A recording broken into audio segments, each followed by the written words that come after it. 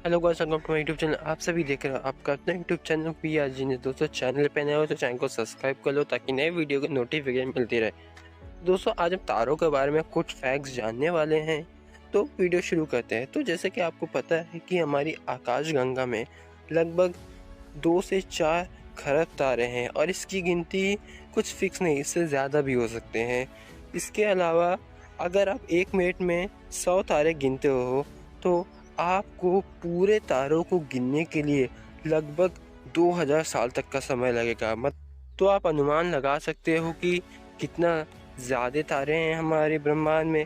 इसके अलावा ध्रुव तारा जो है वो सूरज से 2500 गुना ज़्यादा चमकीला है और वो बहुत ज़्यादा चमकता है। आकाश में कुछ ऐसे पुच्छल तारे भी होते हैं जिनकी पूंछ होती है, और ये जो पूंछ है वो अमोनिया, मीथेन और बर्फ के कणों से मिलकर बनते हैं। इसके अलावा जब हमें आकाश में तारा दिखता है तो वास्तव में वो उस जगह नहीं होता। आपको पता है कि तारे हमसे बहुत ज़्यादा दूर रहते हैं, तो उसके प्रकाश को ही पहुंचने में पृथ्वी के सामने कई साल लगते हैं। तो हमें वो तारा वहाँ पे नहीं दिखता बल्कि उसका प्रकाश दिखता है। मतलब तारों की जो दूरी है पृथ्वी से बहुत ज़्यादा है और उनकी रोशनी ही पहुंचने में कई साल लगा देती है। अब बात करते हैं कि हमारे आकाशगंगा में कुछ तारे क्या सच में सूरज से बने। तो हमारी आकाशगंगा में कुछ तारे सूरज से बहुत ज़्यादा बड़े हैं और दूर होने के कारण ये छोटे दिखते हैं, क्योंकि सूरज पृथ्वी के नज़दीक है इसलिए वो बड़ा दिखता है। लेकिन ऐसा नहीं कि उससे बड़ा कोई तारा नहीं है। बहुत सारे ऐसे तारे पर वो इतनी दूरी पर स्थित है कि वो हमें छोटे दिखाई देते हैं। जो दो तारों के बीच का भाग रहता है, मतलब उनकी बीच की दूरी जो रहती है, वहाँ पे आपको विभिन्न तरह की गैसें देखने को मिलती है, जैसे हाइड्रोजन, ऑक्सीजन, कार्बन और धूलकण भी वहाँ पे रहते हैं।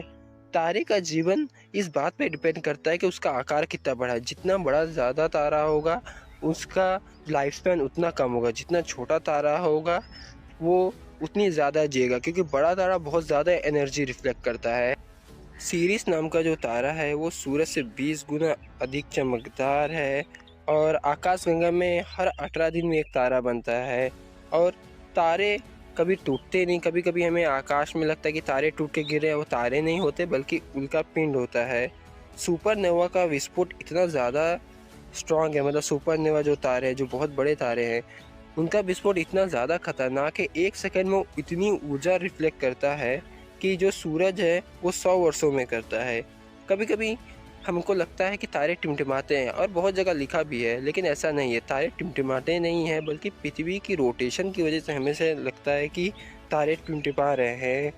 जो लाल तारे रहते हैं वो ठंडे होते हैं। उनका जो तापमान जो एवरेज है 3226 डिग्री सेल्सियस, मतलब बहुत ज़्यादा ही है, लेकिन बाकी तारों के मुकाबले लाल तारे ठंडे होते हैं। इसके अलावा जो सूरज के जैसे तारे हैं पीले रंग के, उनका तापमान एवरेज रहता है लगभग 6000 डिग्री सेल्सियस तक, और जो सबसे गर्म तारे होते हैं उनका तापमान लगभग 11000 डिग्री सेल्सियस तक रहता है और उनका कलर नीला रहता है। और जो स्टार शब्द है वो ग्रीक शब्द एस्टर से लिया गया है, जिसका अर्थ होता है ए स्टार, मीन्स एक तारा। आप एक बार में अपनी आंखों से लगभग 2000 तारे तक काउंट कर सकते हो। तारे जो रहते हैं अपने जीवन की शुरुआत में एक धूल के बादल के रूप में रहते हैं, जिसे नेबुला कहते हैं, जो 74% हाइड्रोजन तथा 25% हीलियम से बने होते हैं।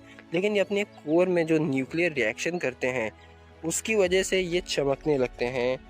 जैसे कि आपको पता है कि ध्रुव तारा कितना पुराना तारा है। ये सूरज से लगभग 2500 गुना अधिक चमकीला है और ये उत्तरी दिशा को दर्शाता है, लेकिन ये एक ही जगह पे स्थिर है। बाकी तारे मूव करता है, ये नहीं करता है। तो इस प्रकार मैंने तारों के बारे में आपको एक नॉर्मल फैक्ट्स बता दिया जितना आपको पता रहना चाहिए। उम्मीद है वीडियो पसंद आई। ऐसी वीडियो की नोटिफिकेशन पाने के लिए चैनल को सब्सक्राइब कीजिए।